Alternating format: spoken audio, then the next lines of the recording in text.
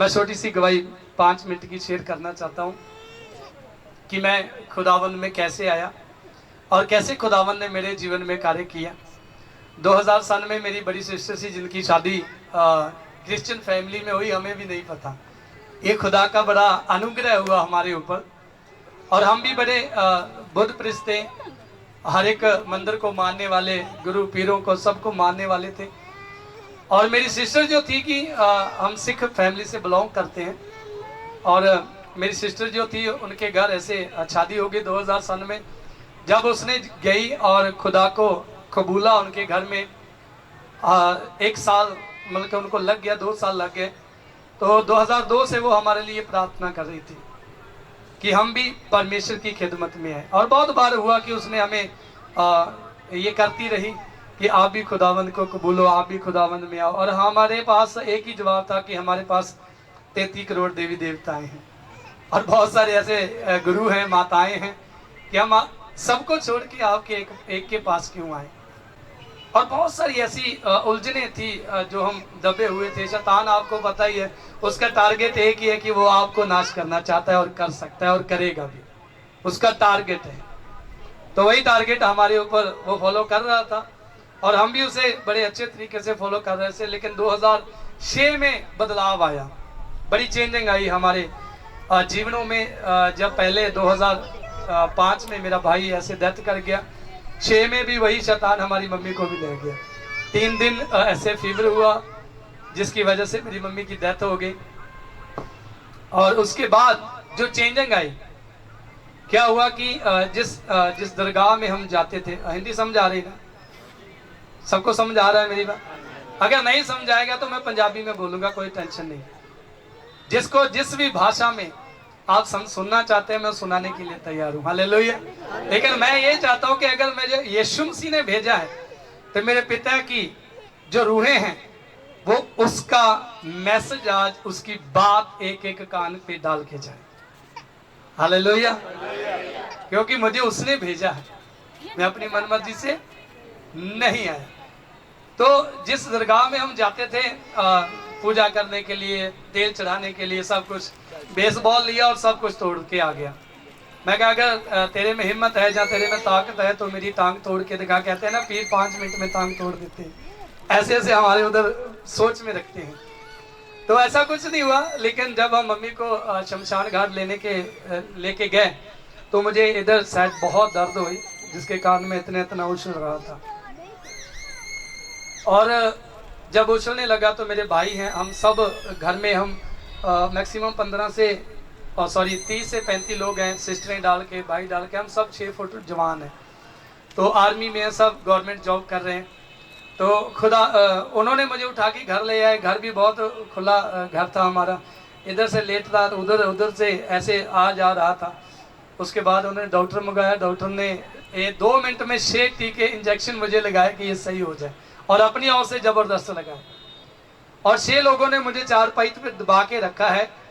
और मेरी दर्द जो थी इतनी भयानक थी कि मैं एक घर वालों को बोल रहा था कि बस बालन ले आओ, लकड़ी ले आओ और मुझे भी मम्मी के साथ जला दो। इतनी मतलब वो दर्द जो थी मेरे से बर्दाश्त से बाहर थी।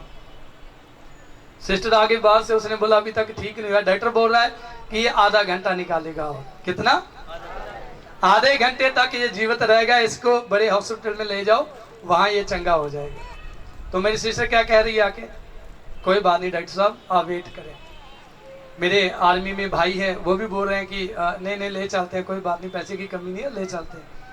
मेरी सिस्टर आके बोल रही है क्यों, बोला था ना आपको, आप विश्वास कर ले। अब बताओ उस सिचुएशन में बंदा क्या करेगा। मैं कहा भाई आप जो तू बोलेगी वही करने के लिए तैयार हूं मैं। जब परमेश्वर बदलता है तो उसने चारपाई पे बैठी, अपने यहाँ मेरा सिर रखा और 4 शब्द बोले, यीशु मसीह के नाम से मैं प्रार्थना करते हैं, जो मेरे भाई के जीवन में दर्द है सारी इसी वक्त यीशु के नाम से दूर हो जाए। सच बता रहा हूं, इतने शब्द बोलते ही मेरी दर्द जो थी बिल्कुल मेरे जीवन से आउट हो गई। हालेलुया। और सब लोगों ने मुझे छोड़ दिया। मैं रिलैक्स फील कर रहा हूं, मैं रिलैक्स हूं, कोई बात नहीं। फिर मेरे एक मन में बात आ रही, जो बहुत कम लोगों में आती हैं, परमेश्वर के फजल के द्वारा, जहाँ जो लोग चंगियाइयाँ पाते हैं, जहाँ देखते हैं कि एक नॉर्मल चेला परमेश्वर का जो खाली बिलीव रखता है, विश्वास करता है, और उसने उसके 4 शब्द बोलने से मैं ठीक हो गया, उस परमेश्वर को ढूंढना चाहिए। हालेलुया। उस परमेश्वर को ढूंढना बनता है। और पहली दफा ऐसी चंगियाई मैंने अपने जीवन में देखी थी। उसके बाद मैं चंगा हो गया। ये गुरुवार की बात है, वीरवार की। एतवार फिर वही हालात हो गए। फिर मेरे पिताजी ने मेरी बहन को फोन किया कि बेटा जल्दी से प्रार्थना कर, ये चंगा हो जाए। उसने बोला आज नहीं, आज आप चर्च में आओ। तो जब चर्च में जा रहे थे, 20 किलोमीटर दूर था वो चर्च, और जाते जाते मेरे बड़ा भाई था, स्कूटर था हमारे पास, वो चला रहा था, मेरे पिताजी ने पीछे पकड़ के मुझे रखा था, और बर्दाश्त दर्द बाहर थी। और 3 बार हम ट्रक के नीचे आने लगे थे। शैतान ऐसा हमारे ऊपर हैवी था, और खुदावंद की बदौलत आज मैं आपके सामने हूँ। तो ये सब खुदा का कर्म है। जब हम वहाँ पहुँचे चर्च में, तो चर्च में भी ऐसे जाके लिटा दिया, और वहाँ भी इधर गोल गोल घूमता जा रहा हूँ, इधर से भी आ रहा हूँ, और कुछ भी नहीं हो रहा। और मेरे पिताजी ऐसे बैठे थे, पीछे कुर्सी दी थी, उन्होंने बैठाया था, सब लोग आराधना कर रहे थे, सब आत्मिक थे। और मेरे पिताजी, जैसे आपको पता है कि माँ बाप कोई भी बच्चों का दर्द नहीं सहा सकता। उसने बोला भाई इसे कुछ करो, आप ऐसे आराधना कर रहे हो, क्या कर रहे हो, मेरे बेटे को भी देखो, वो ऐसे ऐसे कर रहा है। तो सब मतलब बोले कि कुछ नहीं होगा, ये प्रभु के पास आ चुका है, आप टेंशन ना लो।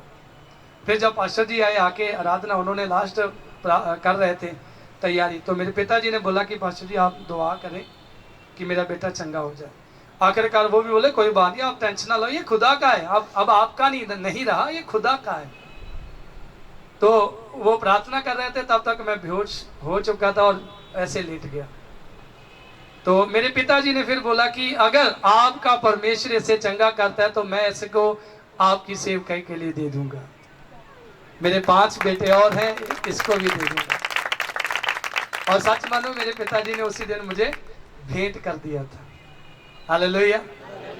और उस दिन से जब उन्होंने प्रार्थना किया तो उन्होंने बोला कि दुष्ट आत्मा थी सांप के रूप में, जिसका उसका सिर जो यहाँ है और पूंछ बाहर है।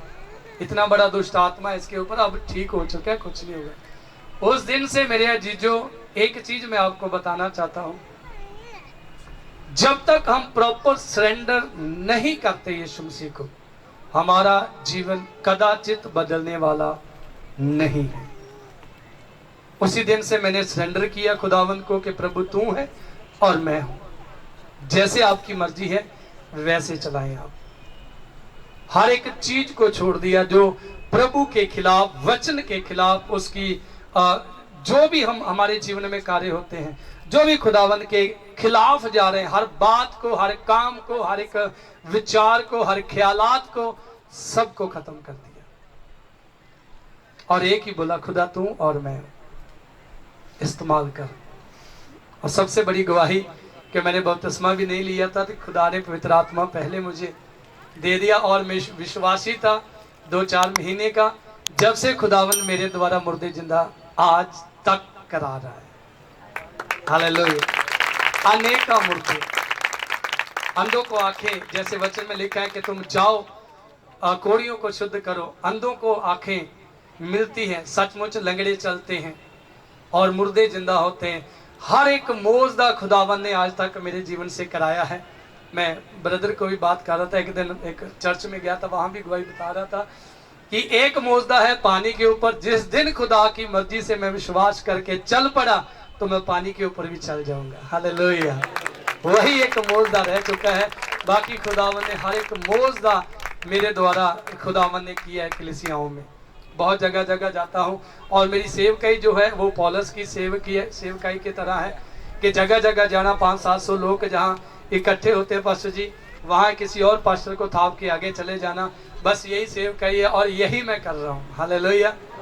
और प्रभु की खिदमत में जब मैं आया था, तब मैं गवर्नमेंट टीचर था, उसको मुझे जब यीशु मसीह ने कबूला और मैंने यीशु मसीह को कबूला, वो नौकरी मुझे छुट्टी पड़ने लगी, मैंने उसे वेंडअप किया उसके बाद ये 2006 की बात कर रहा हूँ, 2012 में मुझे पुलिस की नौकरी मिली, वो भी मैंने वेंड अप कर दी। 2016 में मुझे एग्रीकल्चर डिपार्टमेंट में गवर्नमेंट जॉब मिली। 3 जॉब मैंने छोड़ी है, चौथी मेरी घरवाली के, मेरी वाइफ जो जिस दिन शादीशुदा होके आई थी वो स्टाफ नर्स थी, उसको भी बोला भाई वेंड अप कर, हमें केवल सेव का ही करनी है।